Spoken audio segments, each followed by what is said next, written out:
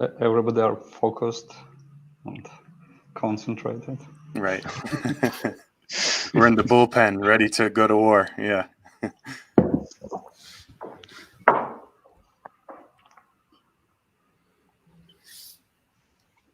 Cool. We'll just wait one more minute.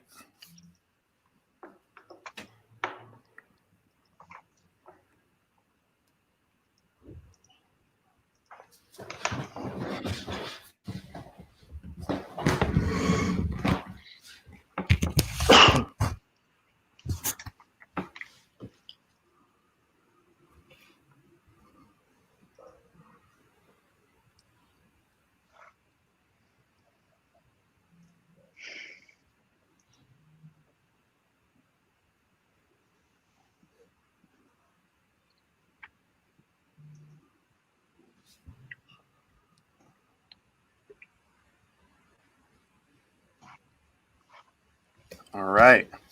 Welcome, everybody. My name is Shahan Khoshafian. I will be your moderator for the panel today on the topic of customer acquisition and retention through email marketing.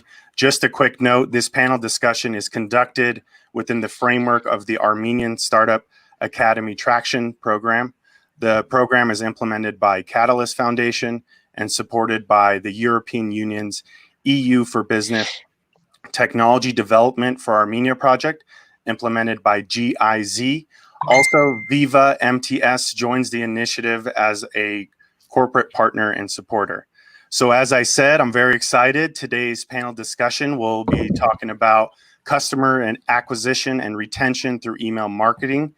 With me today, I have an amazing panel of speakers and industry leaders who are going to give a bunch of different tips on email marketing strategies, tools, security issues, and a variety of other topics. So I'm super excited to get this going. So without further ado, let's start with Vahan. Vahan, can you introduce yourself, a brief description of your background and what your company does? Sure. Hello, everyone. My name is Vag, and I'm the marketing director of Crisp. I think at least in Armenia, everyone knows Crisp. So Crisp is a startup that is active in the SaaS, and it's providing softwares for background noise cancellation with any communication app. And right before Crisp, I was working at Snap, which is the first unicorn company in Iran. And yeah, before Snap, I was working in different startups, basically tech startups from 2008 till now. Awesome. Alec, why don't we go with you next? Sure. Hi, everyone. Thanks for having me. My name is Alec Beklarian. I've pretty much been in email for the last, I would say, 2 decades. I started back in 2008 with an email service provider that was acquired in 2015. That was my phase as a startup entrepreneur, bootstrapped it. And then for the past 4 or 5 years, I've been consulting with Engage.Guru, some of the big companies, doing almost 750 million emails a month. And emailmastery.org is a project that I've also started in the last year. Awesome. Gerasim. Hi, everyone. I'm Geras. I'm co-founder of EasyDmark. At EasyDmark, we minimize probability of data leakage and financial loss for businesses by preventing email fraud. We are already supporting more than 8,000 domains over the world and helping small businesses, big businesses to mitigate email attacks. Awesome. And Haik? Yeah, my name is Haik. I'm representing Smart Sender, which is software as a service platform which help to automate customer retention using email, SMS, push marketing, and providing business intelligence regarding that outbound communication. Awesome. So let's start with the basics. It's very nice to have you all on. It's a great group of experts. I think we're going to cover a lot of ground with who we have on today. So Alec, why don't I start with you? Let's start with the basics, and anyone can jump in at any point. But we talk about email marketing, retention, customer acquisition, but how do you build an email list? Like, how do you build an email list from scratch? Do you have any thoughts on that about, how do you start this process? You're going to get this engagement, but how do you actually build the list? Yeah, that's a great question. And I would start with first trying to create some value or incentive that people would actually want to sign up for. Mm-hmm. The email strategy as a whole needs to have a purpose. And then if you don't have that purpose, there's a disconnect from the beginning. It starts with even targeting the right audience. For example, people sometimes offer a free iPad or a free Amazon gift card, but that is not a good idea to attract too wide of an audience. You need to keep the incentive very focused on the product or service. Basically, less is more in quality over quantity. Also, another issue that I see when people are trying to build a strong list is they have a form that just says sign up or join our newsletter as the call to action, but a why someone should sign up is missing. For example, just a simple case at Email Mastery, we say become an email master in 7 days. It's very clear as to the call to action and what the value is being driven there. Right. So you need to nail that purpose before, and then figure out traffic sources that you want to take advantage of. But that's a good foundation to build on. That's a great point. If you allow, I can add to that one of the parts of building strong email list is keeping list hygiene, maintaining list hygiene. There are some steps usually we recommend to do. It's confirm registrations. There are several ways to confirm email registration, and we usually recommend to provide double opt-in method because it's the best way to ensure that the subscriber truly wants your email. Also, there is a very high importance to remove invalid addresses immediately from the list, and it will be better to automate that process. Remove and honor all the subscription requests. Include one click on subscription link in footer or header of each email, or maybe if you want to go deeper, just provide your user a way to control their newsletter. Stay subscribed to content they need and unsubscribe from content they don't want to receive. Right. Also, very important to, even if there's a valid email address, but they were engaged some time ago, remove your inactive customers and unengaged users after some time of inactivity. For example, 6 months, 1 year inactivity, just clean that old emails from your list to keep it clean, hygiene. Segment rather than delete, and all these things will help you to keep strong, healthy email list to stay out of spam folder. That's great. Yeah, I haven't been keeping up with hygiene as much in quarantine, so I'll make sure email hygiene is taken care of. That's great. So any other thoughts on building an email list from the rest of the panel? One thing I want to add is that I think it just like any other conversion in marketing, having people to be subscribed in your mailing list is sort of conversion, and you need to have that funnel perspective toward that. So basically, the funnel for email subscribers start with the quality traffic that you drive to your website. It can be your blog. And then, as Alec mentioned, you have to clearly communicate the value that you are going to bring if they subscribe to your newsletter. So it can be a discount code, like 15% discount code, or it can be a kind of privilege that if they subscribe, they will be the first ones that will be notified about campaigns, promotion, and etc. It's very important to clearly communicate that value proposition. Right. Great. So I want to put a note. Yeah, go ahead. Sorry, Shahan. I want to put a note about inactive emails.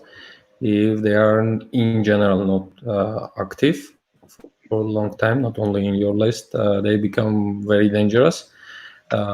Email service providers, they use as honeypots. If you hit that addresses, your reputation will be decreased and the probability to end up spam box will be increased. Right. That's a great point to add there. Hygiene, making sure that list is a good set of people that you know, that's targeted, that's going to be an engaging group. So let's piggyback on that.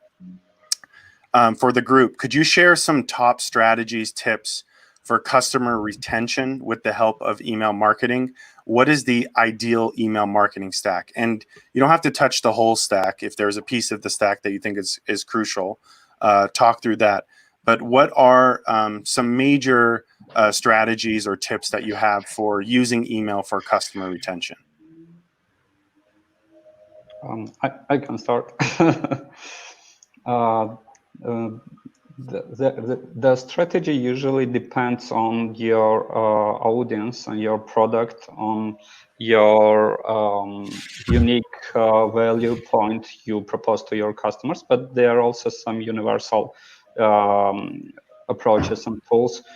I can list a couple of them. For example, offer your customer surprises. That really help to maintain good relationship with customers. If you provide them something new and maybe for free, like free DLC in your games, that always help to keep loyalty and bring them back.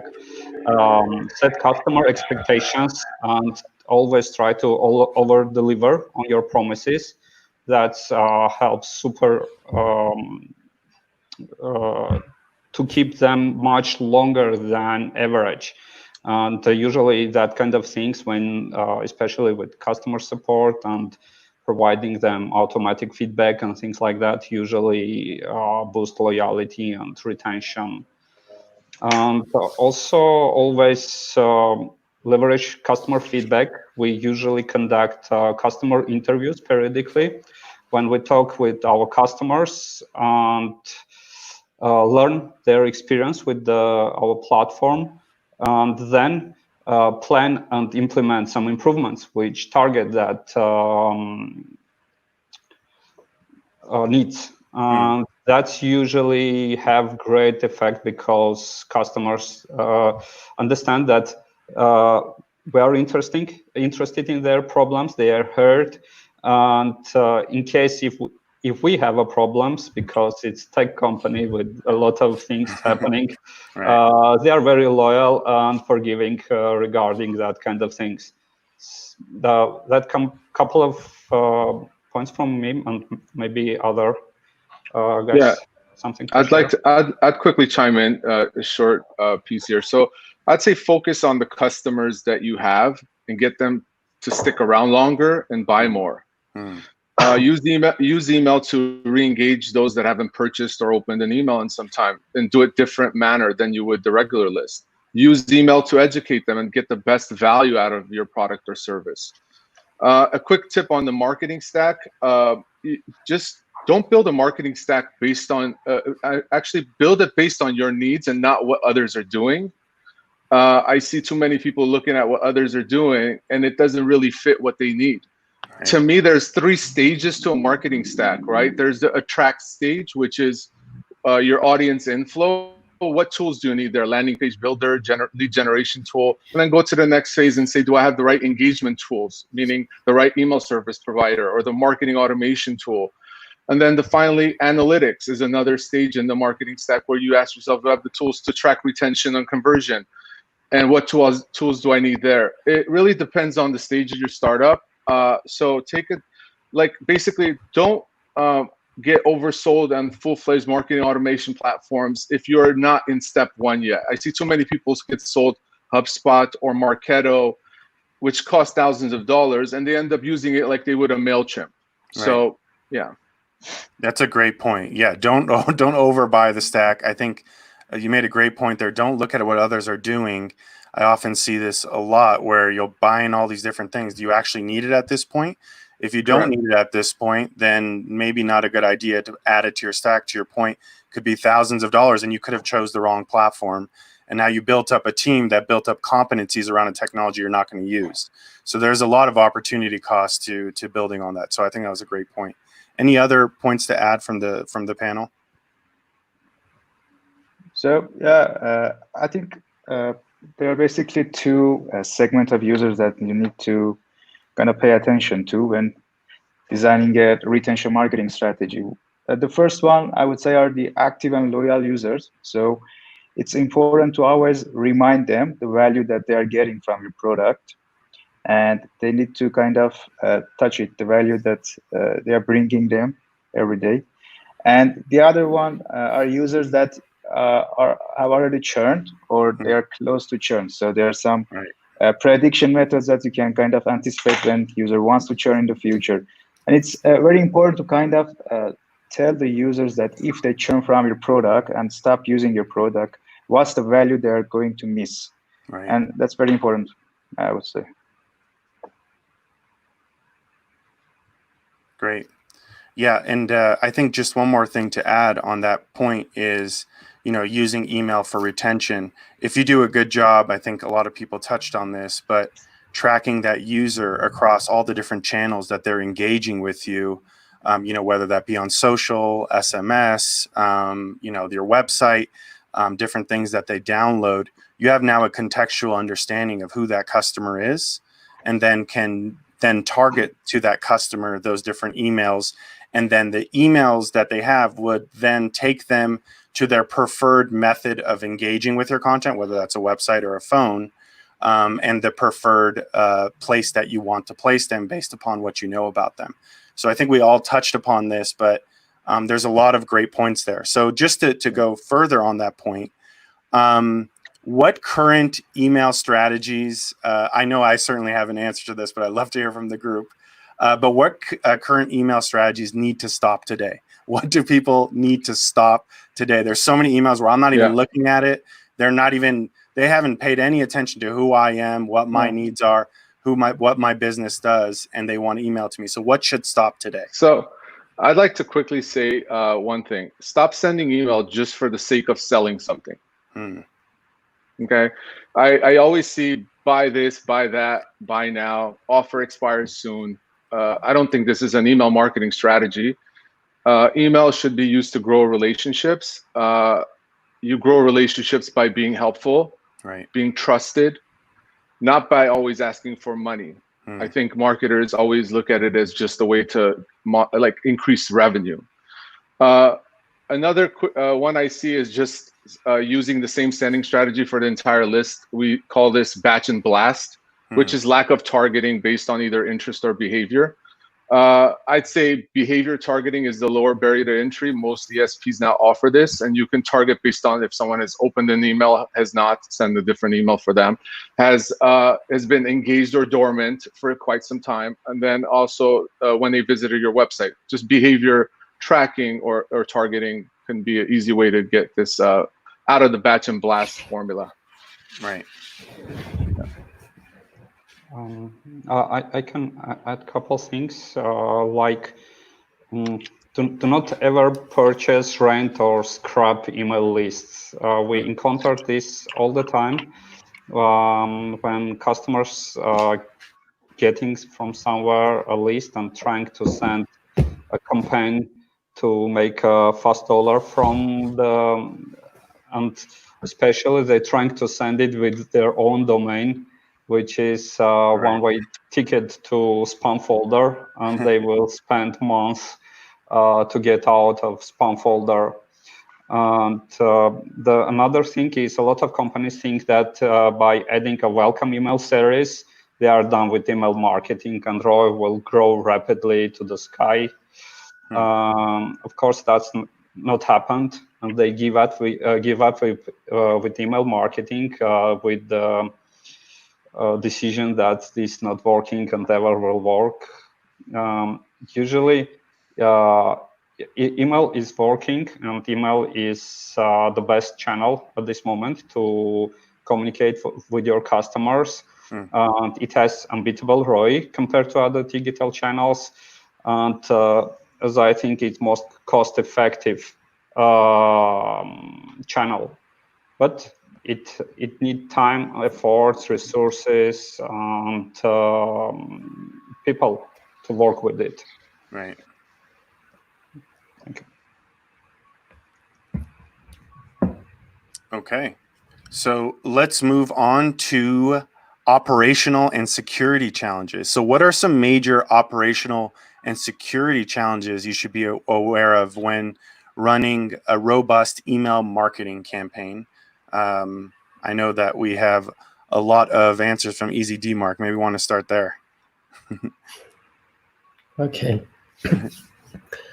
Hackers and cyber criminals are well aware of how important email is to companies of all sizes.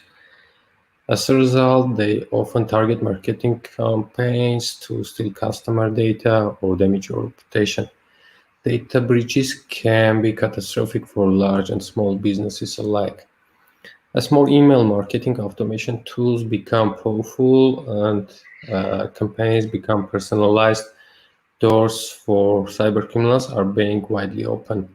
Nowadays, cybercriminals have all tools to create massive, distributed, and widespread attacks. When it comes to cybersecurity, the worst thing a company or an individual can do is to pretend that hackers and viruses don't exist. In reality, daily email volume is about 300 billion, and 70% of it are scams, spoofing, malware, and phishing, of course. Let's go step by step. Email scams are about as old as email themselves. They harm consumer trust and are designed to trick you into disclosing information. Spoofs can be used to gain access to login credentials and payment information. It can harm your identity, brand identity. Malware, and the malware is bad news, really bad news. Different types of malwares can shut down your marketing campaign. And widely spread distribution vector for mentioning attacks is email phishing. Phishing attack can hit organizations hard. By ABI report, average loss for mid-sized companies is about $1.6 million. Wow. And again, by ABI, every one from 3 companies in USA was successfully attacked by a phishing attack called Seal Fraud. So, what to do? There are widely adopted industry standards which can help you to mitigate this risk. I suggest the number one, what you should do, always train your staff. Create your own security awareness program, put banners, papers where it is possible in your organization, in your internal website or somewhere. The second, you should take care of your internal systems. Properly defined security policies should be in place. This should be done from professionals, not just a paper in somewhere in your organization. Data privacy and access control mechanisms should be clearly defined and monitored. Outbound emails should be filtered. This is a very hard task and maybe the expensive one, but I will strongly recommend to have outbound email filtering. Of course, you should invest in appropriate software, and emails should be encrypted. And the last important point I want to mention, which is very important, very often organizations teach customers or employees what real spam or phishing look like, and they are emphasizing the importance of always checking the addition, warn users about clicking on links or opening attachments from unknown sources. Right. But there is a chance that phishing email from same domain on behalf of trusted people can come from cyber criminals. Just try to Google fake email sender and you can find lots of tools. Just try to send from your corporate email to your personal address, and I'm sure you'll be astonished from results. There are several protocols, so widely they are known as email authentication protocols.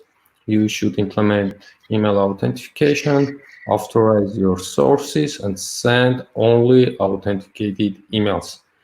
There is a possibility to reject others.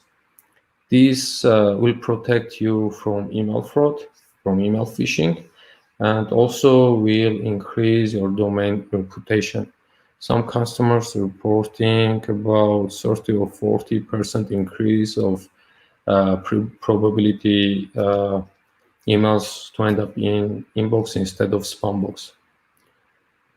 So it's too much. But if will be questions. Awesome. I think you covered a lot of ground there. Any other thoughts on the security and operational challenges? Okay, then we can move on. So I've heard from a lot of people. I don't agree. I don't subscribe to this, but some people saying email marketing is not effective. It's not effective in terms of building relationships with customers. Do you agree, or maybe there's ineffective ways they were using it? What are the benefits of using email marketing? So think about the dialogues. What's the benefits? Think about it from a different ways. Alec made a good point that it's just not about sales. There needs to be value, needs to be contextual. You need to be able to create some relationship with these different customers. So in your opinion, from email experts here, what is the benefit to email marketing? Of course, we disagree with that statement that email is not effective because it's been said for the last maybe 10 years. So if we can say that sales is the art of communication, to me, email is the communication backbone of the internet.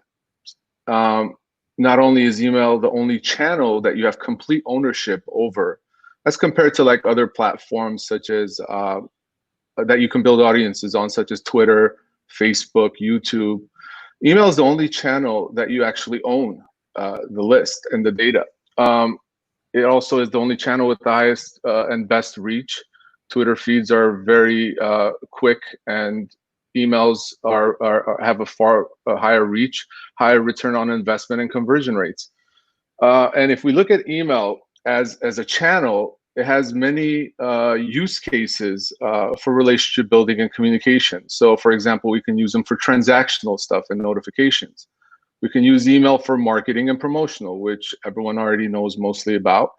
But you can use email to inform and educate, value-driven emails. And then you can also use email in a certain way as a substitute for social, for connecting. I like to say, like, it's a tweet I did back in the day. It's basically, to have a brand, you need a following. To have a following, you need a company voice. And I believe that email marketing is the best way to achieve both of those: company voice and brand. Yeah. Those are some great points. Yeah, Hike. I can add from myself that if you do business online, email is still king. A lot of conversations that email is dying. It's already 20 years from starting that conversation, but email is still the king. In the world when a lot of companies, startups, advertisement, content fighting for attention of users, only email provides you 5-10 seconds of not disrupted attention of the user. When they open the message, the whole screen for a short period of time is uncontested by others, and only your message in front of the customer. And you can deliver the message the offer or what you have to deliver to that person. No other channel can achieve that. In Facebook, you scroll dozens of news articles, posts, ads in a minute, and attention is disrupted by tons of information. In display ads, it's same. They are content you are reading and watching, and ads just annoying. And when user is opening his or her Gmail on promotional tab, they see your name, open your email, and you have all the attention of the customer. So I think email is unmatched at this moment of getting attention of the user. It's your problem to deliver the correct message which will touch that person And here, the tools for personalization, segmentation, to deliver correct message at correct time to correct person, which will drive revenue and ROI, not just mass spamming and things like that. Right. Thank you. Yeah, I do not agree with the statement too, and I think maybe the reason that some people think that email is dead or is just end of the email era, I think the reason is that after the mobile first world, so lots of new mediums start to emerge, like push notification, in-app messaging, and etc. And I think they're supportive channels too, but they are not there to replace email. And I think email still has value, and you can see that all major companies, all successful startups are still using email and are still delivering value. And I mean, based on lots of researches, email marketing has the highest return on on investment compared to other digital marketing channels. And I think it's the most cost-effective one. Mm-hmm. That's a great point. And they've been saying direct mail is going to die for years too, and I think that's had a resurgence too in some ways. But yeah, no, it's interesting. It's just finding different effective ways of using it rather than saying it's dead. It's dead doing that pray and spray methodology of just emailing everybody, not tailoring it to anybody.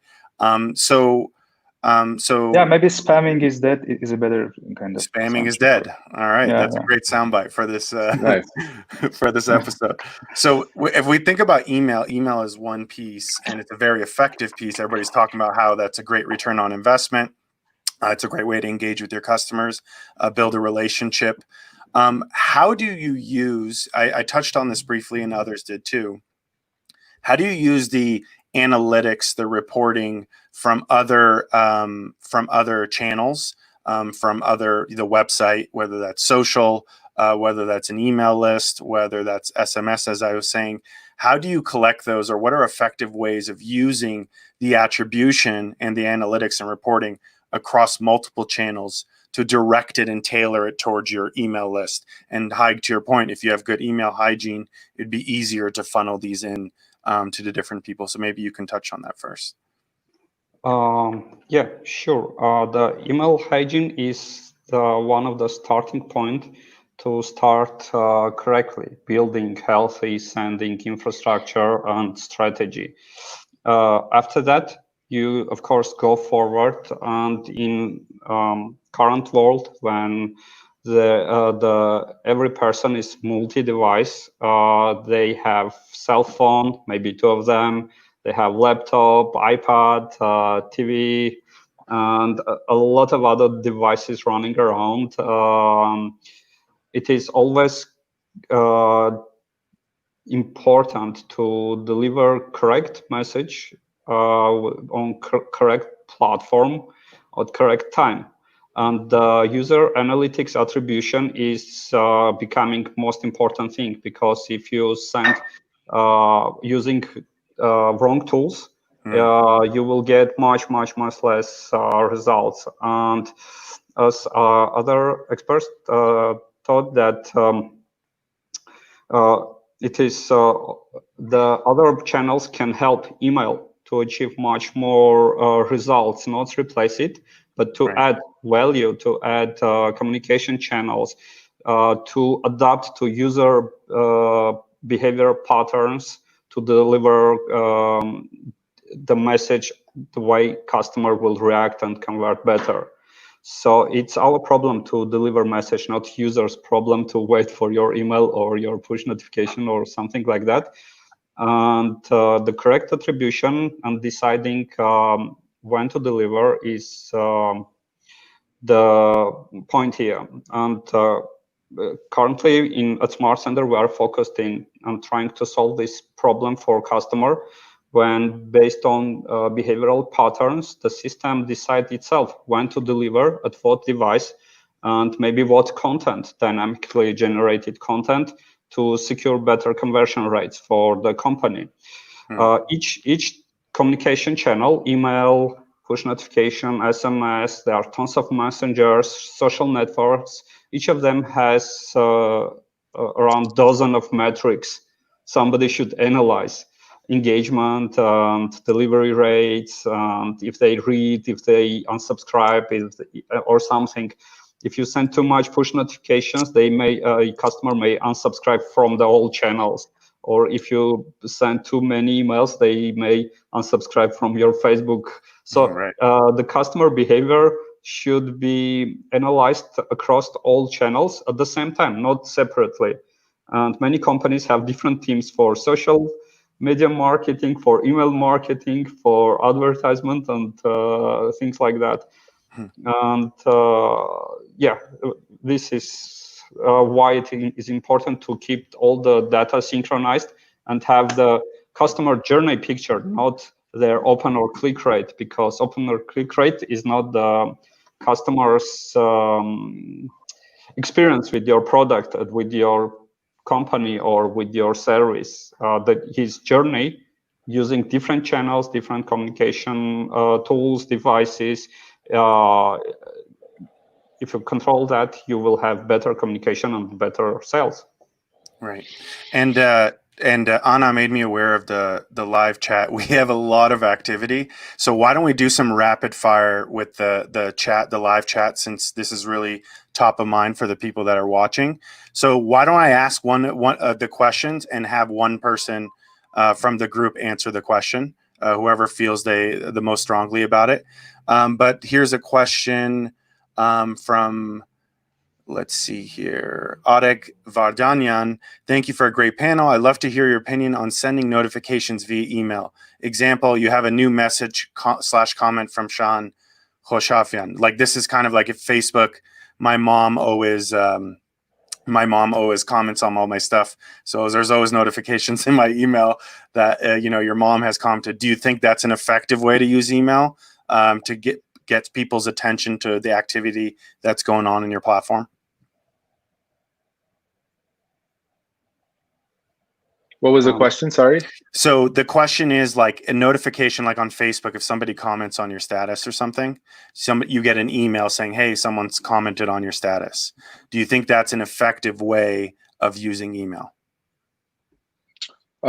Yeah, you can use email for that. I mean, at the end of the day, it comes down to, we were just talking about analytics and metrics. It's all about the feedback, right? So if it tells you it works, then you continue doing it. If it tells you it doesn't work, then you don't. I think using email is very much not a one size fits all. But in the case of that, I mean, there's many services that I even myself like to be notified of a particular activity on a social feed, whether it's Twitter or LinkedIn. It gives you an opportunity to go back and respond to something much quicker if you're more active on email, let's say. But it's a specific use case. I would say you need to monitor to see if it works or not. Yeah, and to that point, I don't like it for any platform but LinkedIn. For some reason, I like the LinkedIn emails, and that's a really good point. For other stuff, I don't like it.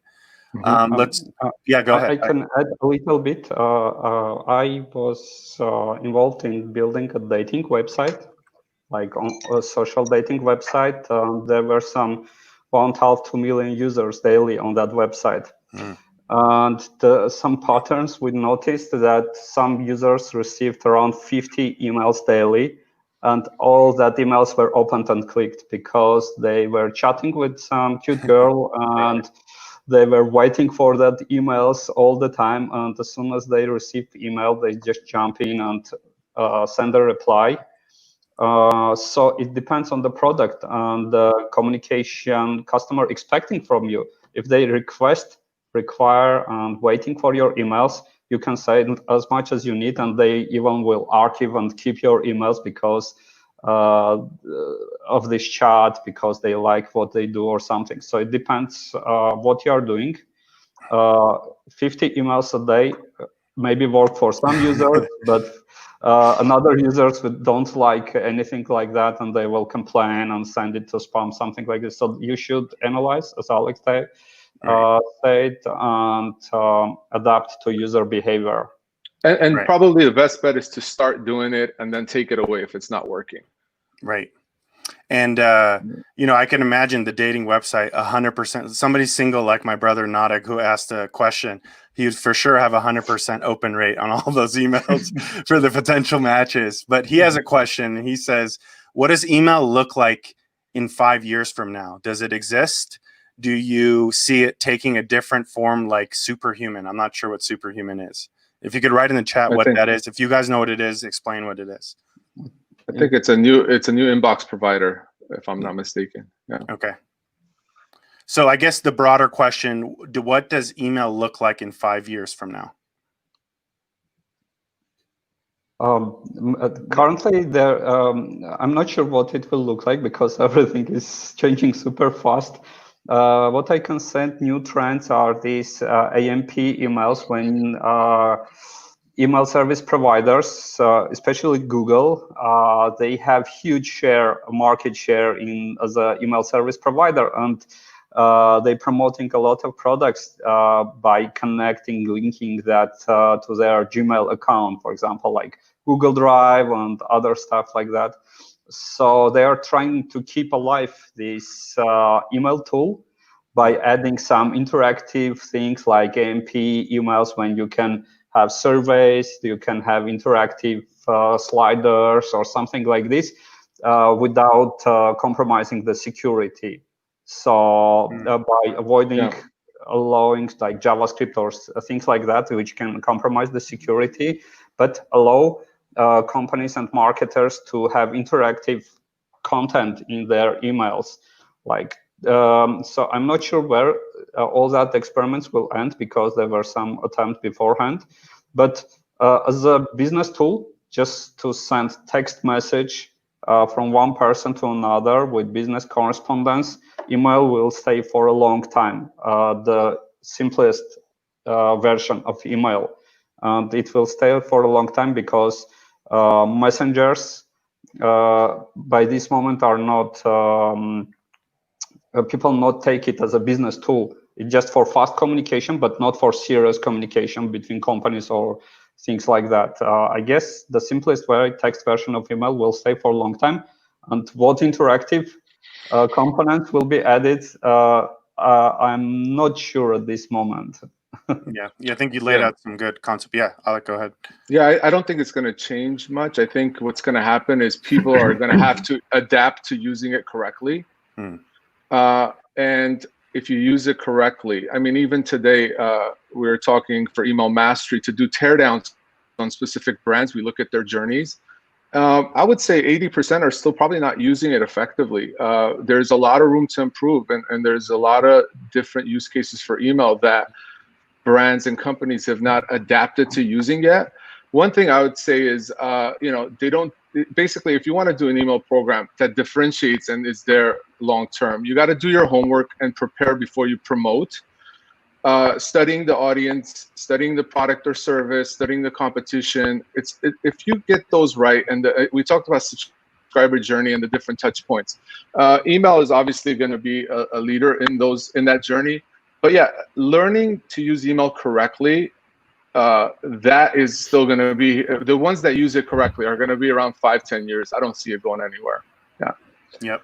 But it's going to get harder and harder to get in the inbox. I mean, I don't know if anyone heard of Hey.com, was launched by the Basecamp people just a few days ago. If anyone hasn't seen it, it's Hey.com. It basically gives you more control over your inbox. And I think people just want to get emails that they expect and want to read. And I think the idea of sending emails that just, again, we talked about just for getting sales or for purposes for my need is going to end. Yeah. Right. And a question from Sudan says, what is a good email? Sorry, Shahan, I want to add some important point for email. Unlike other platform, messengers, or any other communication channels, email can exist independently. Anyone support email protocol, you just can at your home some server and communicate with all over the world.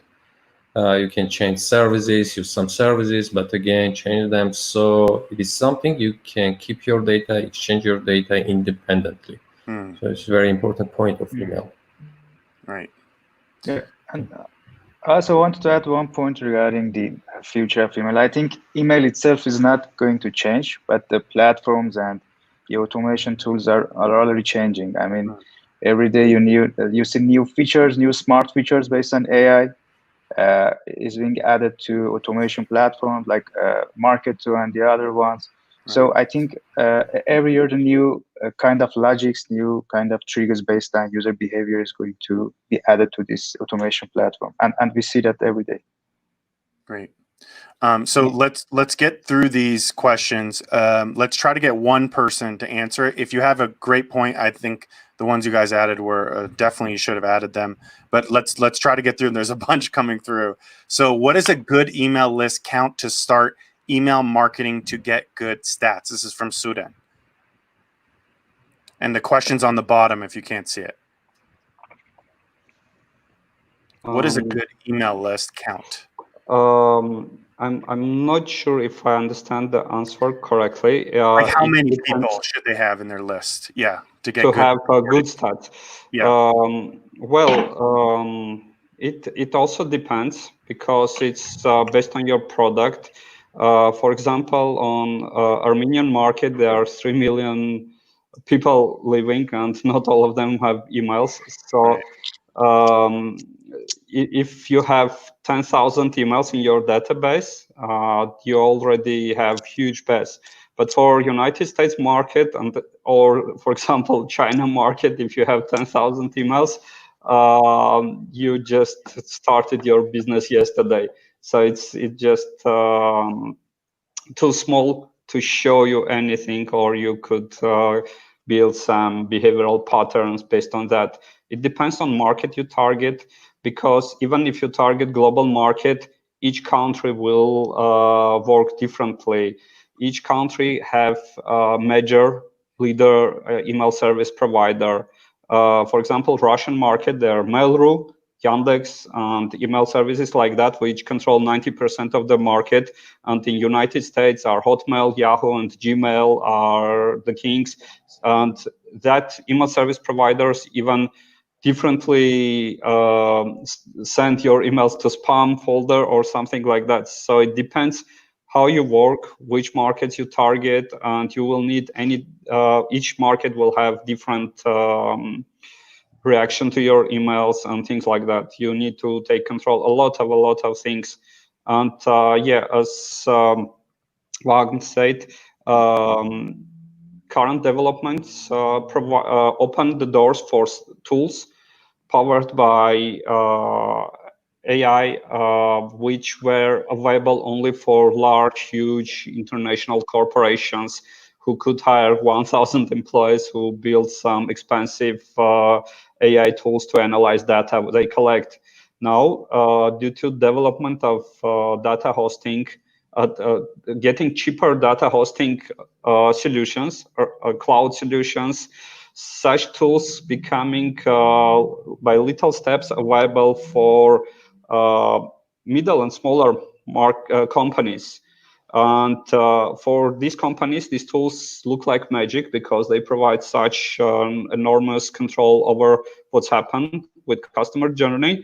But that was some 15 years ago technology for large corporations. And so I guess things that IBM, Google, and other large international corporations have in their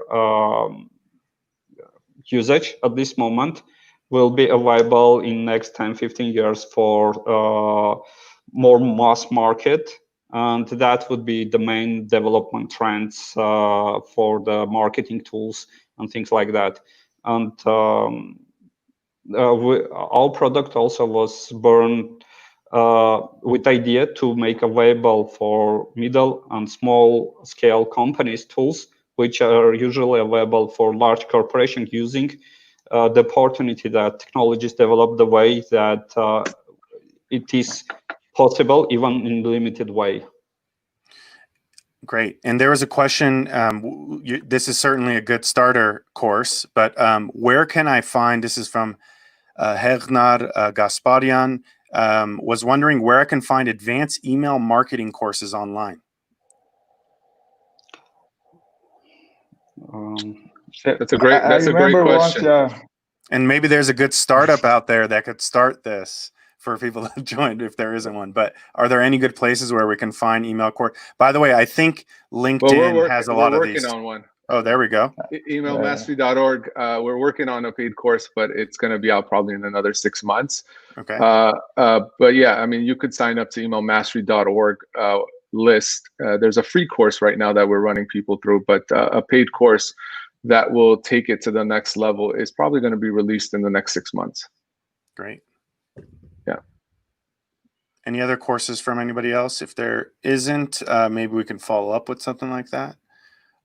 So here's another question from Helen Nico. Let's say I have a high volume, very valuable contact list. How do I make sure that my list is secure with an email platform? That's a great question. I have one question: how you get high volume, high valuable contact list, and if you don't know still how to deliver it to inbox, this only means one thing: it's not your list. And as I told in one of my previous comments, don't rent, don't purchase list, because technology are moving forward, and it will be difficult to deliver without understanding how to deliver high volume, maybe high value contact emails, but you will never deliver it to inbox, because Google and other large email service providers are pretty smart. They are working 24/7 on fighting spam. And their algorithms can make fingerprints of your emails, and they can control your emails if you change your sending infrastructure once a day even. You will never make it. So just collect in a proper way, build the list in a healthy way, remove everybody who are not inactive and engaged from your list, and build it from scratch. Maybe later, when you have already good reputation, high volume sending infrastructure, you can try to reactivate your high value contact list from the previous project, or I don't know, somewhere else. Thank you. Great. So this question comes from Haikaz Nahapeshian. What tools do you suggest to run company newsletters and track analytics? I think it highly depends on what you want to do and what's the goal for this, and also depends on the scale that you want to work on. So I think there are lots of tools that can be a good fit for SMEs or startups until like Series A, Series B. For example, in Crisp, we are using SendGrid for sending our newsletters, and we are using some tools like Google Analytics to analyze it. And I think both of them have free versions that you can use for your product too, and then you can scale it based on the stage that you go into with your startup. But I think there are hundreds of similar tools that you can use, but it highly depends on what you really want to do and the goal of your email marketing campaign. Right. And also resources too. I'll just quickly add that, that's if you're gonna not have a design team, or you're not gonna be able to, deploy emails, and you just have one person, then maybe like a starting point, like a ConvertKit or a MailChimp, or something that's easier to enter into, and then obviously you can scale into a SendGrid. And even the question before about the high volume and deploying, yeah, that's a big problem. Trusting the list, trusting it with the provider. I would say you can use SendGrid when you grow into it, but you can start with a much lower to enter tool like a MailChimp or a ConvertKit. Yeah. There was a follow-up on the security question from Helen. I was asking about contact data access security. So I think the question was more around the security of the contacts, making sure that's secure and no one can find out who those contacts are and the email addresses, versus some of the other points, which are actually really important as well. But can anybody address this specifically, access and security to their high value? Let's say like you were working with celebrities, for example, you wouldn't want that access to get out of who those emails or those contact information. So how do you go about keeping that secure? I can go. Yeah, I can please. go with this question. Of course, the best solution is your own infrastructure, but it is hard and requires diligence. You should manage your domain, IP, server's reputation, take care of security issues, start to manage all of that stuff. But it is the best way to keep your contacts only on your side. The next option is use only services with a high reputation like AWS or any other which can publish some note that they will secure your data, not sell and not provide others. And the option you have, just believe to that document. What I can add to this, if we negotiate with a company which has large user base, maybe many projects and many domains and things like that, and we negotiate like first meetings, always starting with this data security question. You will maintain our customer list, which costs like tens of millions of dollars, Right. and because somebody already tried to steal it and sell it for $100 on the Facebook or something like this. And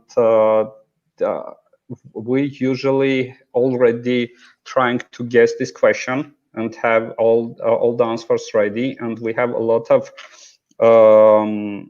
and all main services which work with high value databases, they already have all their policies and detailed descriptions how they secure your data, how they keep your data secure from technical point of view, from starting from technical point of view, so nobody can hack them, ending with access of employees to servers where database is hosted, what kind of policies they have, and what kind of internal trainings and what kind of access roles they have, and things like that.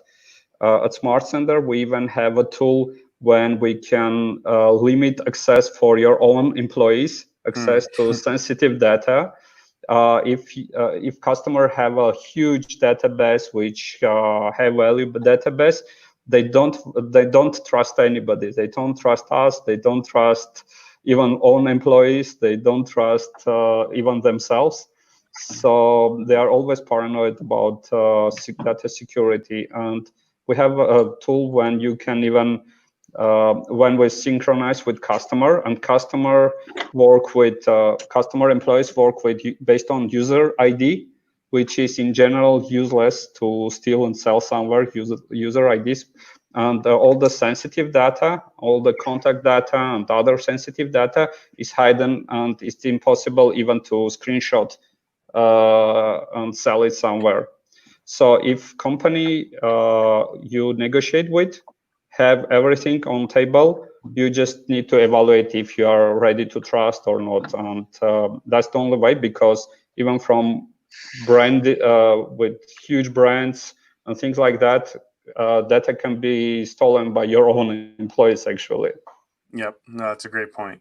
And we are, Anna, I'm not sure if we have a hard stop, but we have a couple more questions. I think I'm going to put these two in the list of questions we had before. But how do you send emails, or no, excuse me, where to start / how to build an email marketing strategy for sales? I had a question as well that I wanted to ask you guys about sequencing. I'm a salesperson by trade before. It's it's part of what I do now, but I was an account executive. I worked very closely with the marketing teams where we have an event. Then there would be like an email that goes out to the event. Then the inside sales team might follow up and then qualify that lead. Then maybe get that to the account executive. And there's that whole sequence. And then sometimes that goes cold. And there's another event that may happen that may be relevant to that person. Basically, thing it tries to say is, how do you think about sequencing of emails? How to send it out, when to send it out, at which times? I know it's always a good time when someone's happy to collect information or ask them to download something or subscribe to something after they saw something good in a good moment. But how do you think about sequencing? And then how do you work with email marketing strategy for sales?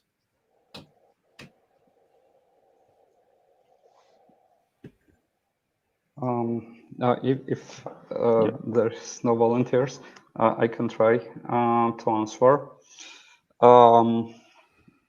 The sequencing, is the basis. If you have more or less large user base, each customer expect hyper-personalized content to deliver to them, because the competition is huge. If you don't deliver correct content to correct person, on even you have your competitor on next level with shiny landing, promising all the goods in the world and trying to steal your customer. So the issue is here that if companies have large user bases, they starting to segment customers with groups of thousands, 10,000s, maybe 100,000s, and adding a little personalization, starting to send communication. What we do, we have over 2 dozens of behavioral-based sequences, which are collected automatically by the system when we track user behavior on our platform, and based on behavioral on the website shared by the customer. And by merging this data, behavioral data we collect and the behavioral data customers collect, have dynamically built content which is sending based on their behavior. And when contact come back to website, customer have information from us about what content was delivered, and they can dynamically create content on the website.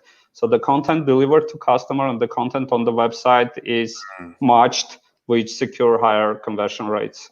So behavioral based build patterns try to predict and buying probability, scoring, and things like that can help you to have hyper personalized content for the person, including interests from the website, including their previous purchases and similar what people purchase if they are in similar groups, to propose, recommend products, services, and things like that. Great. And there's one more question from the, sorry, did someone have something? Yeah, I'll just add here that an onboarding sequence, I mean, you touched on a couple of great points, meaning behavior driving the sequence. Sometimes onboarding can be 2 emails, other times it could be 30 emails, but you can let the behavior of the user decide if it's going to be 2 emails or 30 emails. Right. One other thing here is, segmenting or changing. Segmenting when they come into the list is a great idea. Quiz funnels, if anyone hasn't heard of it, is a great tactic when you quiz someone right before they come into the list, and basically bucket them into a separate journey. But let's just assume even if it's one journey, then deciding based on engagement or actions, should this journey be, again, 5 emails, 10 emails? Should it take a fork in there? But yeah, those are all, again, you looking at your data. There is no one-size-fits-all approach that we can provide here on this call. You need to look at the data and see what they're doing. And another key thing I want to add here is a metric called open reach. When you have a journey from beginning to end, 2 people enter it. One may not open any of the emails, another may open all of them. Okay, so your open reach would be 50%. If you take that on a 100,000 list, if you have 50,000 people open all of the emails and 50,000 do not. So look at your open reach in the journey. There are going to be a lot of people that go through the journey and never open one email, but you're looking at open rates and thinking, oh, wow, I have 40% open rates. But what if it's the same people, right? So look at the strategy from the top and then fix the pain points. Yeah. Great. So there's one more. Yeah, go ahead. One more point, and another technique we usually recommend to use when customer come and say, I want automation, but I don't know how to do that. We usually ask to go to drawing board and have their sales funnel on the paper. When customer have sales funnel, what kind of steps customers should do to accomplish the conversion? We can suggest automation on each step, which will push customer from one step to another, And based on that movement from by funnel steps, different communication can be sent. When customer move forward, you just stop communication on one funnel step and enable another communication which push them further. So get down with your funnel steps and then decide what can you send on each funnel step to move forward the customer by that flow. Right. And one point just for all the salespeople out there, talk to your sales team. I think it's very important to have communication with your sales team, because if you partner very well with the email marketing team, it's a recipe for success. I've seen it happen so much for myself. Different events, different sequences we have after that, different touch points that you have with different content that the email team or the marketing team has created that can go into those sequences. You could work with the inside sales team. It's really important that all these different groups work and collaborate with each other. So I know we're running on time. So I just had one final question for the panel. If you could share one piece of advice, one piece as it relates to email marketing, what would it be? Start today. All right. Email is the lifeblood of the internet. Your email list is an asset. If you ever sell your business and you have a valuable email list, you'll get more money for it. And it goes from device to device, platform to platform, format to format. So yeah, start today. I would say timing and relevance are the keys, and you just need to touch right people with right time, with right messaging, and everything is going to be great. All right. That's great. I can add there is nothing difficult to start. You just can start from little and learn and build further. You don't need to jump in with some complex omni-channel journey voodoo thing. Just start from a newsletter, keep your customers informed about what's going on in your product. And later, I think the ideas will come themselves, because that will be logical ideas, and you will be able to build on the practice, not by guessing what will work best. That's great. And a lot, content is the king. Just send relevant information to relevant auditory and you will win. That's great. Thank you so much to the panelists. Thank you to the audience. Thank you for everybody at Armenia Startup Academy and the Hero House for setting this up. Ashot, thank you so much for the feedback there. That's real-time feedback. And thank you all. Until next time. Thanks, everybody. Bye, guys. Pleasure. Bye. So good one. Bye.